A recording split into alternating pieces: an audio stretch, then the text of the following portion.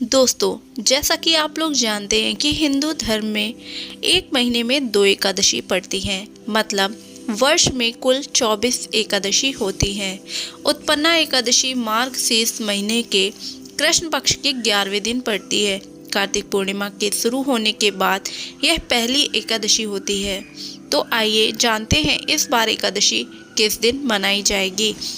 उत्तर भारत में उत्पन्ना एकादशी 26 नवंबर को मनाई जाएगी। उत्पन्ना एकादशी का आरंभ 26 नवंबर 2024 को 1:01 पर होगा।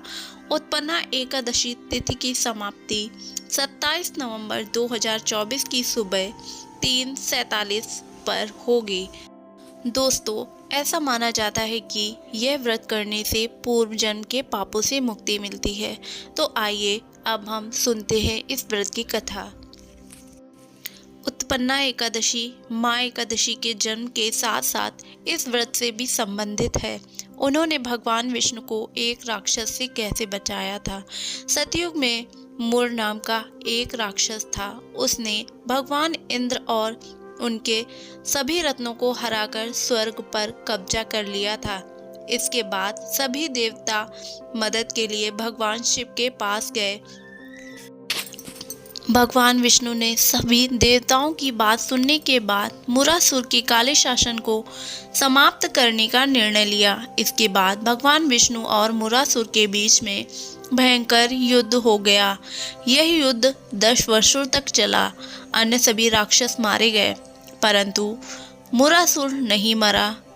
युद्ध के मैदान में मुरासुर को ना तो मारा जा सकता था और ना ही हराया जा सकता था।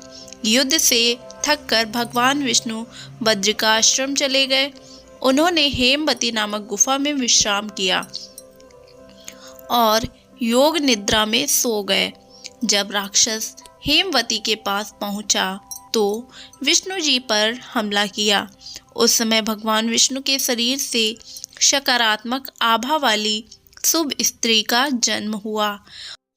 उसने मुरासुर को युद्ध के लिए ललकारा और अंततः उसे युद्ध में मार डाला। जब भगवान विष्णु निद्रा से जागृत हुए तो उन्होंने मुरासुर नामक राक्षस को मरा हुआ देखकर सुखद आश्चर्य अनुभव किया। इससे प्रसन्न होकर भगवान विष्णु ने उन्हें आशीर्वाद दिया और उत्पन्ना एकादशी का नाम दिया और कहा कि लोग इस दिन तुम्हें उत्पन्ना एकादशी के नाम से जानेंगे और तुम्हारी पूजा करेंगे। इस दिन जो भी व्रत रहेगा उसके पूर्व पाप नष्ट हो जाएंगे। उसे अपने पूर्व जन्म के पापों से मुक्ति मिलेगी। तो ये व्रत हर व्यक्ति को करना चाहिए।